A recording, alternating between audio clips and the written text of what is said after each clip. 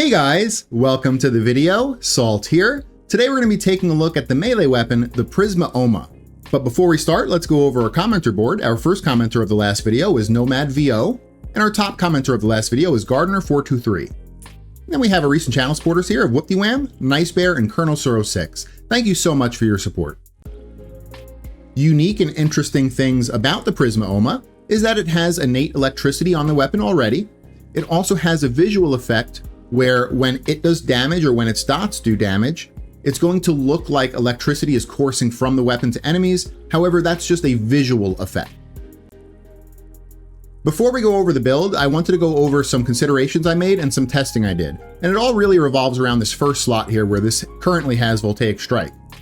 So the Prisma Ohma has innate electricity on it already. So by itself, it's actually able to trigger melee influence. So to trigger melee influence, you don't technically need Voltaic Strike here. You can actually remove this.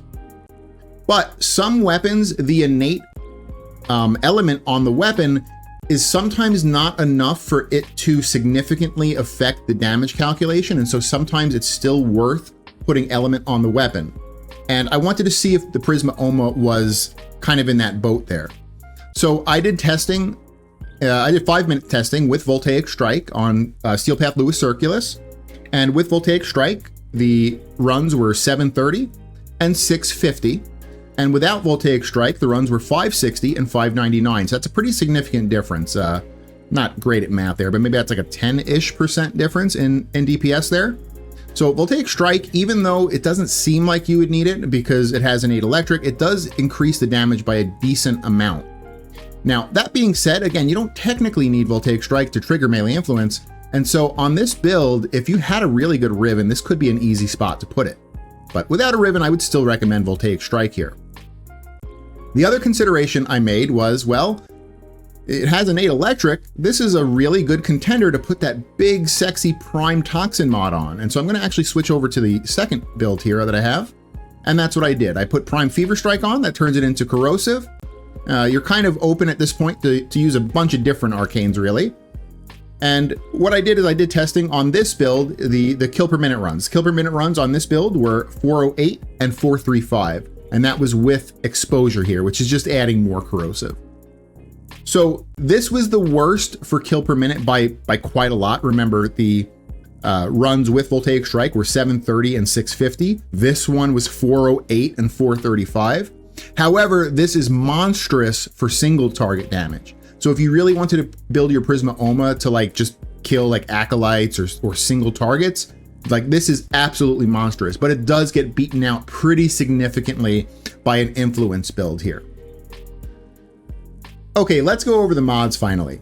So we have the 6060 electric mod here of Voltaic Strike.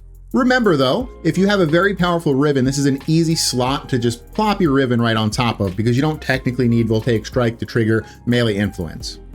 In the next mod slot, we have Galvanized Steel for critical chance and critical damage, Organ Shatter for critical damage, Gladiator Might for critical chance and critical damage, Condition Overload for flat damage per unique status affecting the target, Berserker Fury for 70% attack speed, Blood Rush for 440% crit chance, Weeping Wounds for 440% status chance.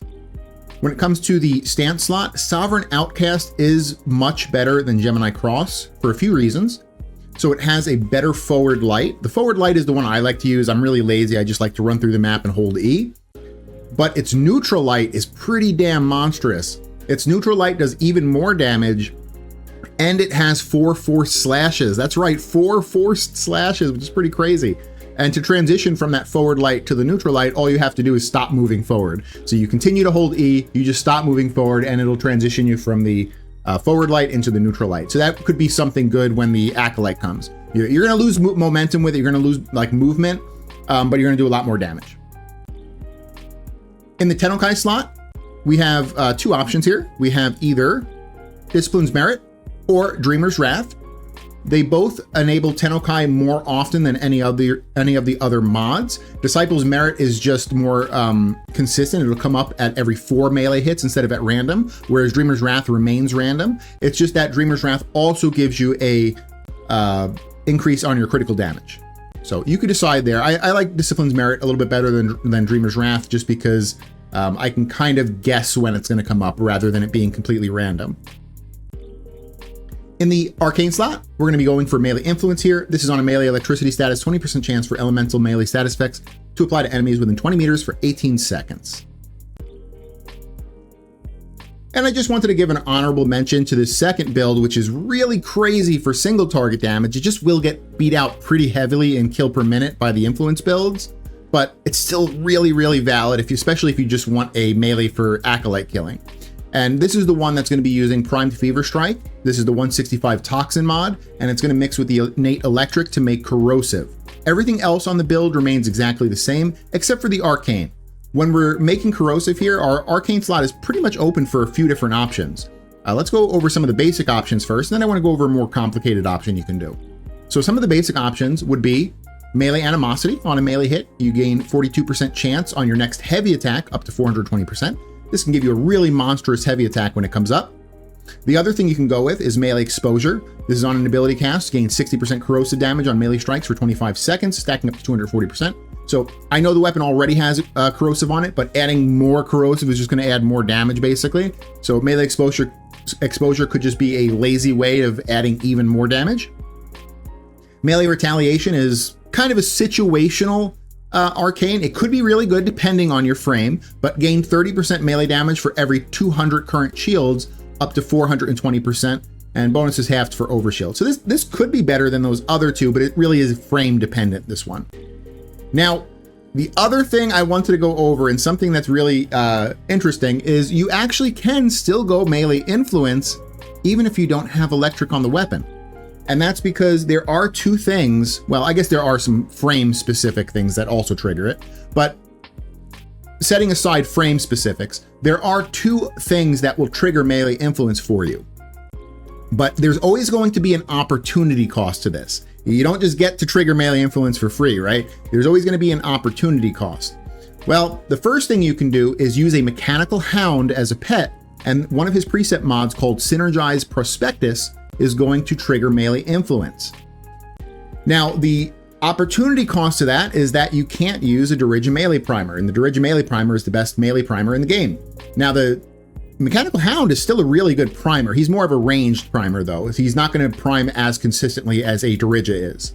So that's the opportunity cost. Yes, he can trigger melee influence for you, but he's not going to be priming for condition overload for you as well as a Dirige would.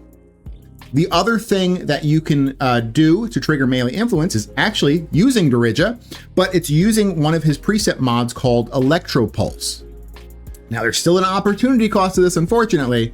So like I said, Dirige is normally the best melee primer in the game because he uses a precept called Arc Coil. Arc Coil just kind of spits out every second and it just keeps applying statuses. And that's why it makes him so good. Now, when you're using Electro Pulse on Dirige, he's not going to cast Arc Coil nearly as much as if he would just had Arc Coil on. So that's the opportunity cost there. If you use Electro Pulse, he's not going to be priming with Arc Coil as much, but you will be triggering melee influence. So you can make that decision yourself. You know, do those opportunity costs feel worth it? If so, hey, that could be an option. You could put influence here, and then now you have a corrosive build with influence. If not, though, just consider making this a really, crazy single target monster with those other three arcanes. This is how you build out the melee weapon, the Prisma Ohma. I hope you guys liked it, and if you did, consider leaving a like and subscribing for future content. So now we'll have a 5-minute gameplay portion showcasing the weapon, and when that's done, we'll come back to the orbiter and give it our final thoughts. So I'll see you guys again after the gameplay. Alrighty, we're about to start this 5-minute gameplay portion up. Let's go ahead and hack the terminal, and we'll get into the Prisma Ohma. Now, as most of you know already, when I do a melee showcase, I will use one external, and that's going to be a pet that primes for me. And it's going to be because pretty much all melee weapons in the game, minus like 1 or 2 types, are going to use a mod called Condition Overload, and Condition Overload requires you to be priming for it. So I just use my little Dirige to prime, and he does a really good job.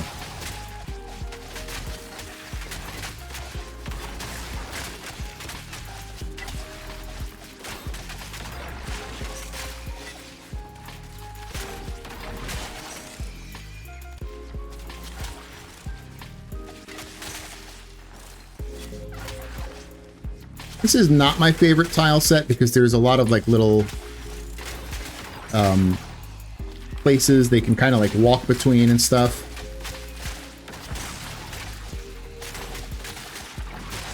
Influence helps a little bit with it, but it's still not perfect. This is not the best tile set for a melee weapon. Honestly, it's not the best tile set for a ranged weapon either. Just a bit too big.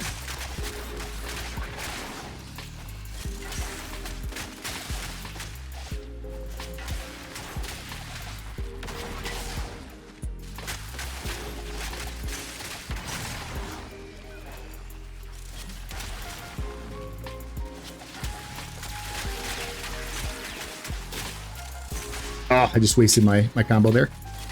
I did the old man fat fingers. Pressed it too late. I'll get it back up.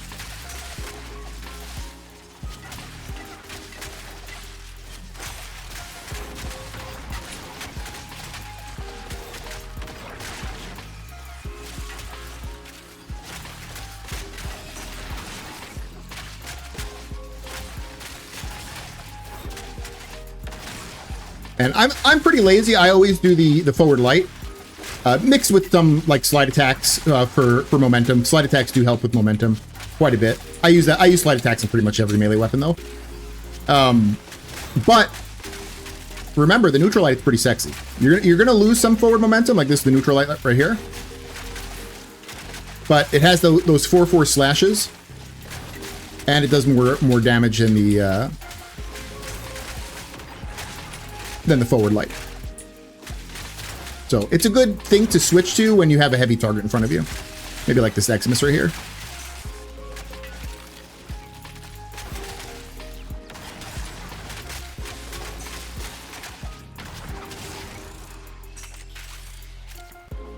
I don't know, going up this hallway here. I hate this tile set. This tile set hurts your kill per minute all the time. I think the only weapons that do decent on this tile set are like AoE weapons. Like ranged AoE weapons like the Kuvazar and stuff.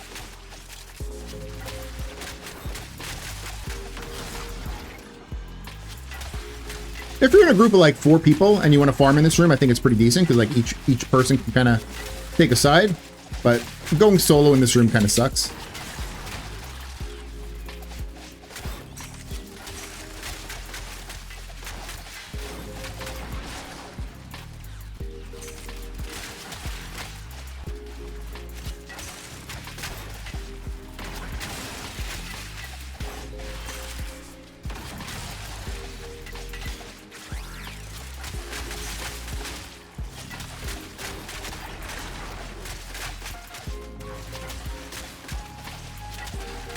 This is the room I got though, so I'm going to stick with it.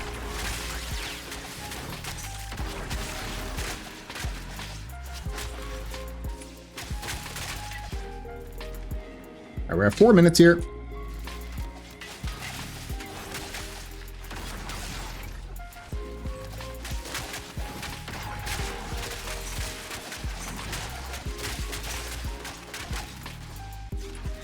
Should be getting the Acolyte kind of soon.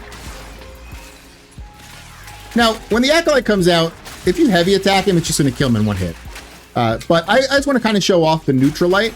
It's not going to be as good as a heavy attack, but I just want to show it off and see, you know, how it looks against the Acolyte. It should be pretty sexy. It's got those 4/4 slashes. That's if we get an Acolyte. Maybe we'll get unlucky. I think the spawns for the Acolyte are 3 to 8 minutes. So if we get a super late Acolyte, we might not see him. There we go. There's the Acolyte.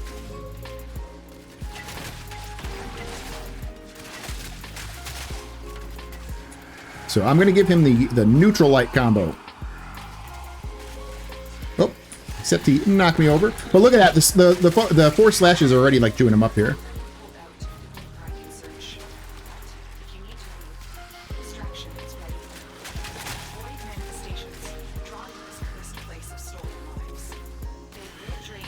All right, that's 5 minutes. We'll check our thing here. Oh, 693. That's interesting for this room. I thought this room was going to hurt our kill per minute.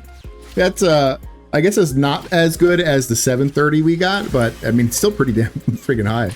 All right, well, I guess this room's not too bad. So, all right, let's go back to the orbiter. Welcome back to the Orbiter, guys. So let's give our final thoughts on the Prisma Ohma. Well, the Prisma Ohma is a really good weapon. It has innate electricity, which is something special about it that a lot of other melee weapons don't get.